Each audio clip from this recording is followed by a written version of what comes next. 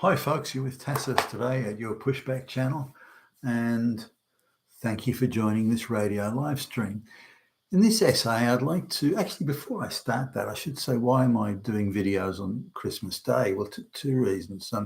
Uh, my my wife's come down with the flu, and so the Christmas lunch and dinner we're going to have has been called off.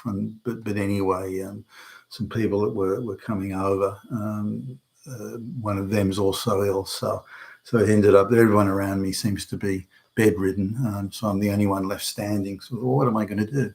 And I need to be on hand just in case I'm needed. So going to the beach was out of the question. So here I am doing videos for my loyal followers on YouTube. Now, and I lost my train of thought. Okay, so this essay is about how people from all over the non-Western world, so the non-white, non-Western world, struggle, or some of them are white actually, some of them struggle with this concept of, and just can't seem to get it, this concept of wealth, new wealth creation, creating new wealth. They just don't seem to understand it. Now, these are nations where the Industrial Revolution passed them by. They are and always have been horribly corrupt basket case societies with all sorts of weird class and caste type systems, and now for whatever the causes and the difference, there are differences, but just to it intrigues me that even these people that today are modern, they've had a modern education, they've even lived in the West for a while, and they still have no real concept of it.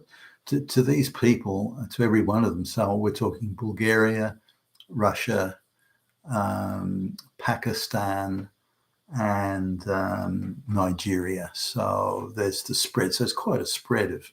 But Nigeria was a former European colony.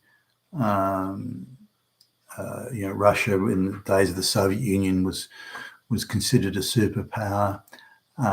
Bulgaria has always been a sort of a minor player on the in the Balkans area of the Black Sea, and it's what's interesting is there are two things. One, they have no concept. None of them, Pakistan, and that they have no concept of new wealth creation. To them, the amount of wealth in the world is fixed. You can only get more of it if you take it from someone else. The idea of collaborating or inventing something new or an innovation or something like that, that's not, they don't comprehend it. To them, it's taking more, it's taking things from someone else. That's the only way. So it creates a certain mercenary attitude to life and personal relations and to work generally. Why put yourself out? Why bother? Why try hard if you don't have the means to steal something from someone else? So, and in these societies, corruption and patronage and nepotism are rampant. So unless you're born into the right family, or unless you can bribe the right person, or something like that, or get away with some serious criminal activity, you're destined to be nothing other than a dirt poor peasant. And there's not a damn thing you can do about it. So the very idea of trying and striving and believing in some sort of social mobility, other than say drug dealing or something like that, the social mobility, it just doesn't cross their minds, and they don't really understand it. There's either peasantry, well connections, or the mafia. It's that. That's it. You don't get anything outside of that. So that's a stark contrast to how things are viewed in the West. Now, again, all these countries, they didn't have an industrial revolution. They didn't have an agricultural revolution. And the minute they're, particularly in the case of, say, Pakistan, the minute there's any sign of prosperity, they immediately procreate well beyond the prosperity curve. So they actually end up going backwards on a per capita basis. So they end up poorer, even though the prosperity has increased.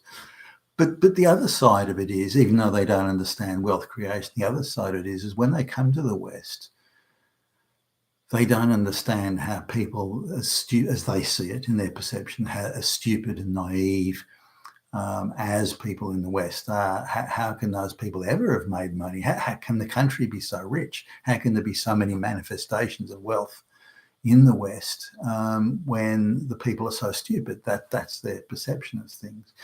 Now, there's a different sort of attitude here, whereas trust, social trust and collaboration, and the ability to, or the desire to coordinate and again collaborate with others to achieve a goal, particularly where many pairs of hands are needed or many brains are needed. That's something that's completely foreign to these people. They've got no concept of that. Maybe direct family members, where you might all help cook the stew or something. But that aside, that they've got no real concept of it. The idea of trusting a stranger or trusting someone, work colleague or something like that, they just go blank. They've got no concept of it. Now they come from societies where there've been, lots of agitators, secret police networks, informers, ideological fanatics wanting to root out the counter-revolutionaries, which can mean you get killed or sent to prison or a work camp for a long time. So this idea of social trust really doesn't exist in their societies. In the case of Bulgaria, as a case in point, or as an example rather, Bulgaria, the overlordship, if you will, of that region has changed hands. The Bulgars, that's the tribe that came in from what would be sort of southern Ukraine, I suppose, today. They came in to the area. This is at the time of the Eastern Roman Empire, so I don't know, somewhere around 1000 BC, I guess. 1000 AD. So, and there were a number of wars. They fought with some of the local people there. But they stayed in that region, the Bulgar tribe, which of course became known as Bulgaria. Then they were later on invaded by the Ottoman Empire, the Turkish Ottoman Empire, that was spreading Islam around the area. There were some torrid times there. And then there were a series of wars where the Ottomans were evicted, usually with considerable military struggle that was involved. Then they had not particularly a long time of what you call peace, but then the communists came in the 1940s, and it's only in the 1990s when they became an ostensibly free country. But they're doing it. There's a lot in rural Bulgaria. You could swear, you were walking into an area from 500, 600, 700 years ago. It's that antiquated. Nonetheless, so the people that want to leave Bulgaria and come to the West, the riches of the West, but they've got no real concept of it. And they believe that we're all naive and stupid, because in order to get by in those sort of places, you must be treacherous and devious and underhanded. You must trick people. You must outwit them. So there's no social trust there. So you don't collaborate with people. You just try and trick them and outwit them and be devious and underhanded, tell lies, deny that you did something. These are all the methods of survival. So they've got a concept of life which is no social trust, but survival day to day. And in order to survive day to day and maybe just get a little bit more than the guy around the corner or up the road, is you must be devious and treacherous, and you must do it. You must be so good at it that the people don't even know they've been screwed, and that shows that you're a real player. And this is the attitude that they have.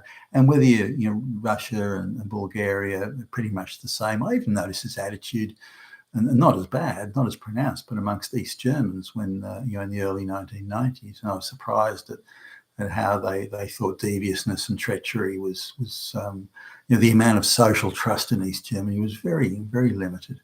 and you could say the social trust in West Germany or in Germany now was substantially higher, and it was. But the idea of social trust, to the extent that we have it, say in places like Britain, Australia, or the United States, and that sort of thing, or once it's been lost quickly now because of the globalists and their determination to divide us and have us against each other by race, gender, and so on. Now, so I try and sit down with these people. I'm thinking now of the Russians, the couple, husband and wife, and they giggle and laugh, jeer, even sneer at how stupid Australians are. People are so stupid. You're so naive. You just you've got no idea, and there's no cheap, sleazy street hustle, and they don't use those terms, but that's what they mean. So what they talk about is that they come from an environment with no social trust, zero, zip, nada, zilch. They come from an environment with no social trust, where everyone is out to get you, to inform on you, to cheat you, to fuck you over, and so they perceive that sort of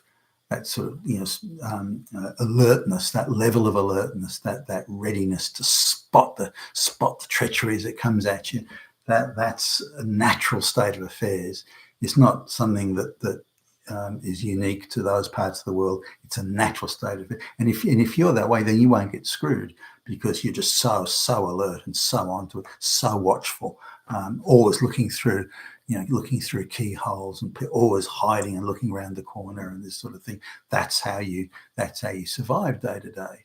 Now, because we don't do that in the West, we have far more social trust. Again, social trust is being taken away from us by the globalists, but we have far more social trust, and so we don't need to live that way, or to think that way, or to act that way, or to always be peeping through keyholes and things like that, or to always be going through other people's mail, or say, we don't need to. I mean, there are some who do, by the way, but we don't need to do it, because we have a much higher degree of social trust. And because of that social trust, we're far more willing to collaborate with others and to say, okay, well, you do this and I'll do that. And you can confidently, with a high degree of confidence, it's not perfect, confidently believe that the other person will discharge their duties as agreed, impartially, without trying to trick you or fuck you over. So this is a very important. Now, without that trust, social trust, and that collaboration, and that willingness to agree on common goals and then to pursue them, without thinking, well, they're going to screw me, so I'll screw them first. Without thinking that, or without behaving in that sort of way, that allows you to create wealth. I'm going to design part of this new innovative whatever widget, and then I'm going to pass it to my colleague, because he's better at this part than I am, and I'm better at this part than he is. And through our collaboration, we'll produce the cure for cancer, or whatever it might be. So, but I'm trusting him not to say, well, that's all my work, and I'm going to pretend it's all mine, and I'm going to steal it from you. Not that those things don't happen, they do, but on a relative basis, they happen quite rarely. Now, because it's assumed in all these other countries that this person will screw you. If they have an opportunity to do it, they will screw you. And there are other factors, like the courts of law and the legal processes for redress don't exist as they do in the West, which is in itself, fully independent courts, due legal process, the rule of law, is in itself a part of social trust. Again, the globalists are taking it away as quickly as they can. So these people believe that you can't trust others in a wider social trust context. So they just assume we're stupid. If you trust other people, you must be stupid. You're nothing other than stupid. You must be a fucking moron to trust others. And so they see this as silly naivety that they can come in and exploit. And the woman of this, the Russian woman of this couple, she was saying, the amount of people I could screw here, Australians, if I wanted to, because they're so stupid, they're so dumb. All because they trust her, the Russian woman, they trust her in the wider context of the wider the social trust of the wider society. She sees that as a weakness and a failing, something she could exploit for her own advantage, again on the assumption there's only a fixed set of wealth in the world. So if she takes their wealth, then she's got more and they've got less, and she could use them. But I tried a number of times, both of them. But both of them are college educated. I mean, neither of them are morons. But I tried a number of times to explain how social trust and wealth creation works, and they stared at me blankly. She even sneered and smirked, sort of, "Oh, you're just another example of one of these stupid Westerners. If you trust other people, then that makes you an idiot. And because you're an idiot, you can be exploited. That makes you a naive fucking moron." That type of thing. And I couldn't get them away from that. But the same goes for the Nigerian, and the same for the Pakistani, the Bulgarian. They're all the same. They all perceive that same thing. So creating new wealth through social trust and inherent in that, collaboration, selfless well, not selfless. The group wants to succeed and make money from the cure to cancer, whatever it is they're developing. But I'll happily, for me personally, there are people that I'll just happily collaborate. Now it may mean that someone's shifty and so on, and I'm not sure about them. There's that, and I would be cautious of that person. But generally, my faith in other people and the social trust I put in them, that would remain, even though I may withdraw it from one particular person or a particular group of people or something like that. But it wouldn't affect my overall.